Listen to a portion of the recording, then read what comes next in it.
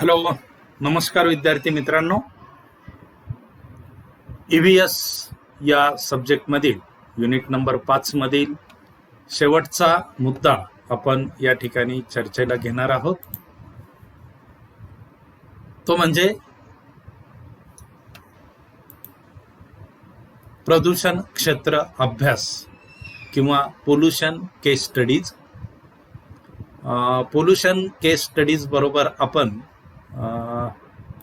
प्रदूषणाच्या संदर्भामध्ये काही नवीन कायदे, प्रदूषण नियंत्रण कायदे तयार केलेले आहेत, त्याचाही विचार या ठिकाणी आपण करणार आहोत.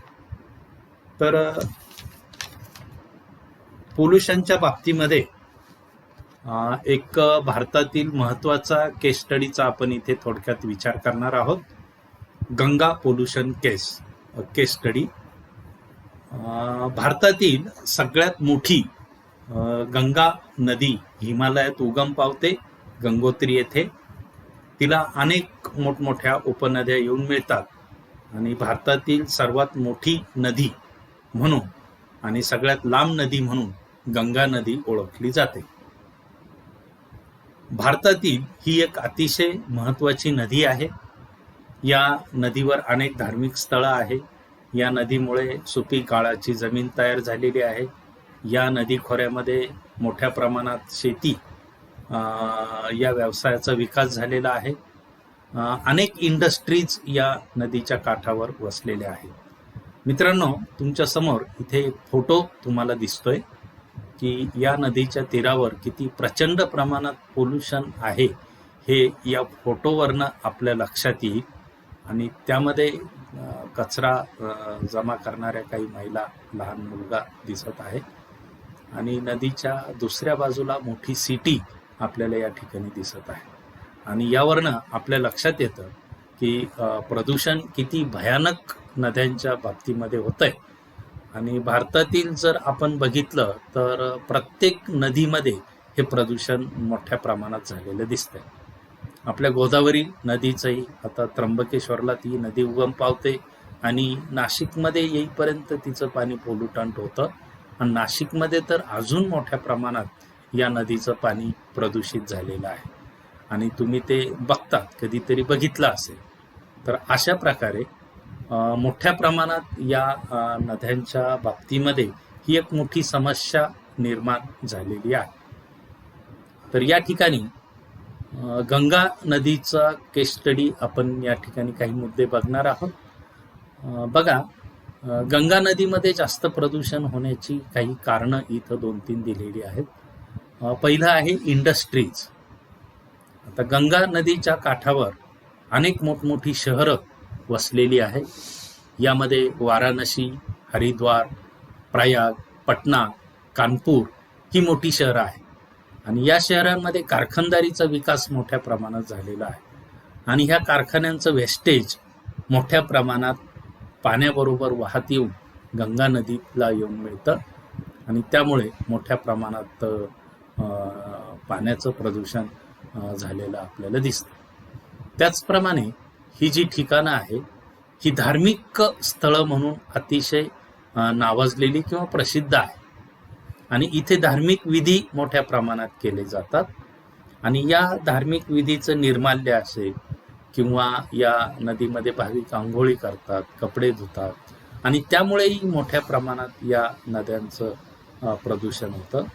नंतर अंत्यविधीसारखे धार्मिक विधी या नद्यांच्या तीरावर केले जातात आणि त्यामुळे नदीचं पाणी मोठ्या प्रमाणात प्रदूषित झालेलं आहे. नंतर सांडपाणी किंवा मैला पाणी, जी नद्यांच्या तीरावर गावं असतील या गावांमधलं हे खराब पाणी म्हणजे सांडपाणी आणि मैला पाणी हेही शेवटी नदीला येऊन मिळतं. त्यामुळे नदीचं मोठ्या प्रमाणात प्रदूषण होतं. नंतर कचरा किंवा प्लॅस्टिक कचरा हा नदीच्या काठी आणला जातो, टाकला जातो. तो शेवटी वाहत पाण्यामध्ये मिक्स होतो, त्यामुळे मोठ्या प्रमाणात प्रदूषण होतं. आणि शेतीतील कचरा, ॲग्रिकल्चरल वेस्ट, हेही मोठ्या प्रमाणात नदीमध्ये आणून टाकलं जातं. म्हणजे मित्रांनो, अशी अनेक कारणं आहेत की त्यामुळे नद्या मोठ्या प्रमाणात प्रदूषित झालेल्या आहेत. आणि म्हणून नद्यांचं प्रदूषण कमी व्हावं किंवा हे प्रदूषण कमी करण्याच्या दृष्टीने effective measures by government to stop the pollution यासाठी गंगा ॲक्शन प्लॅन 1986 मध्ये गंगा नदीचं प्रदूषण कमी करण्याच्या दृष्टीनं हा प्लॅन तयार केला गेला आहे. पण कितीही त्याच्यावर क्रिया प्रक्रिया केल्या तरी पाण्याचं प्रदूषण कमी करण्याचा वेग आणि पाण्याचं प्रदूषण वाढण्याचा वेग याच्यात मोठी तफावत आढळते. त्यानंतर नमामि गंगा प्रोग्राम हाही राबवला गेलेला आहे, तरी पाहिजे तितकं त्यातून यश पदरात पडलेलं नाही आणि मोठ्या प्रमाणात या नदीच्या पाण्याचा प्रश्न हा निर्माण झालेला आहे. आणि भारतामध्ये फक्त गंगा नदीच नाही तर इतरही नद्यांचा जर विचार केला तर मोठ्या प्रमाणात हे प्रदूषण झालेलं आपल्याला दिसतं. मित्रांनो, या केस स्टडी बरोबरच आपण अजून एक मुद्दा या इथे अभ्यासणार आहोत आणि तो म्हणजे प्रदूषण नियंत्रण कायदे, पोल्युशन कंट्रोल ऍक्ट. प्रदूषण प्रतिबंधक कायद्याची परिणामकता ही संबंधित राष्ट्रातील सरकारच्या कार्यवाहीवर आणि यंत्रणेवर अवलंबून असते. तसेच सर्वमान्य किंवा सर्वसामान्य जनतेत प्रदूषणाबद्दल जाणीव जागृती होणं हे अतिशय आवश्यक असते. आणि भारतात पर्यावरण संरक्षण करण्यासाठी काही मुख्य कायदे केलेले आहेत. त्यापैकी काही महत्त्वाचे कायदे त्याचा आपण इथे विचार करणार आहोत. बघा विद्यार्थी मित्रांनो, 1972 मध्ये भारतीय वन अधिनियम कायदा आला. या कायद्याच्या अंतर्गत शिकार करणे, जंगलातील लाकूड कटाई किंवा वृक्षतोड करणे, जंगलातील इतर जे वनातील काही पदार्थ जमा करणे, उदाहरणार्थ डिंक, मध असे काही फळं, फुलं वगैरे, हे वन अधिनियम कायद्याने तो गुन्हा ठरू शकतो आणि हा कायदा 1972 मध्ये झालेला आहे. नंतर अणु ऊर्जा अधिनियम कायदा 1962 मध्ये आला.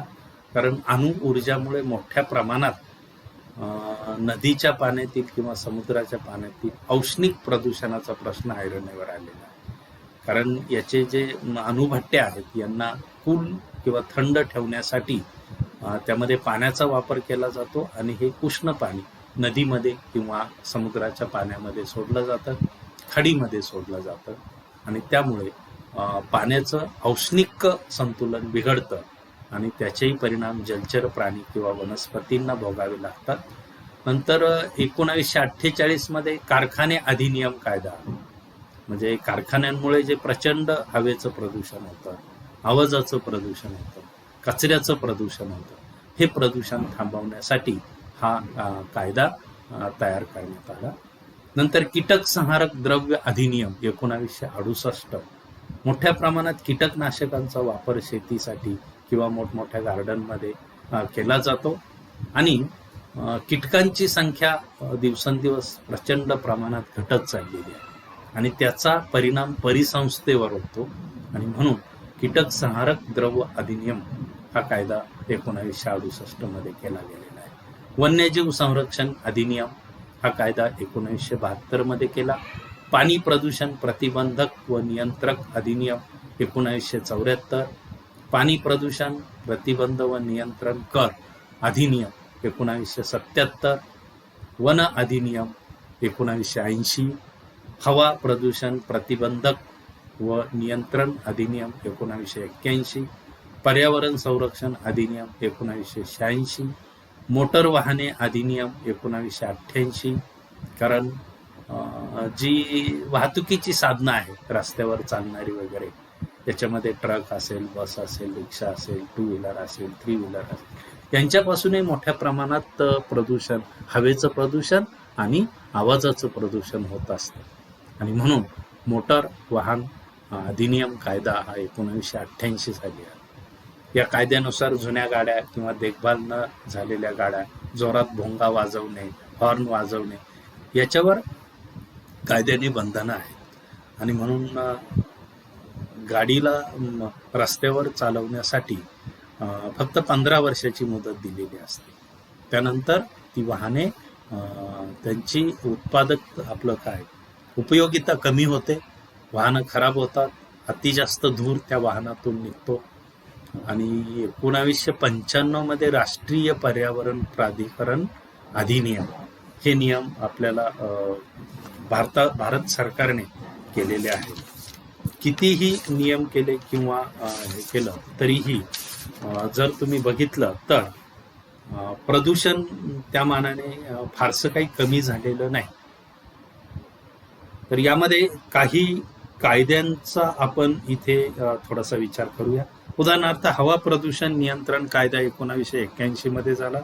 याच्यामध्ये हवा प्रदूषणाला प्रतिबंध करणे, नियंत्रण करणे व थांबवण्यासाठी तरतूद करणे, नंतर केंद्र व राज्य मंडळांना अधिकार बहाल करण्याची व त्यासंबंधी कामे वाटपाची तरतूद करणे आणि केंद्र आणि राज्यामध्ये उद्देशपूर्तीसाठी मंडळाची स्थापना करणे, अशा अनेक गोष्टी या कायद्याच्या अंतर्गत तयार केलेल्या आहेत. याचं कारण असं की भारतात स्वातंत्र्य काळानंतर औद्योगिकरण आणि नागरीकरणाचा वेग प्रचंड वाढला आणि प्रदूषण विषयक समस्या निर्माण झाल्या आणि त्यामुळे प्रदूषण नियंत्रण करणे,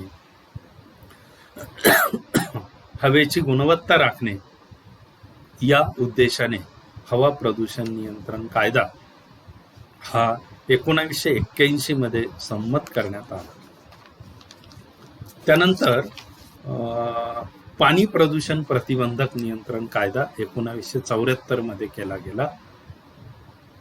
भारत सरकारने पर्यावरण संरक्षण व सार्वजनिक आरोग्याच्या दृष्टीने भारतातील पाणी प्रदूषण किंवा जल प्रदूषण नियंत्रण करण्याच्या दृष्टीने 1974 मध्ये पाणी प्रदूषण प्रतिबंधक व नियंत्रण कायदा केलेला आहे.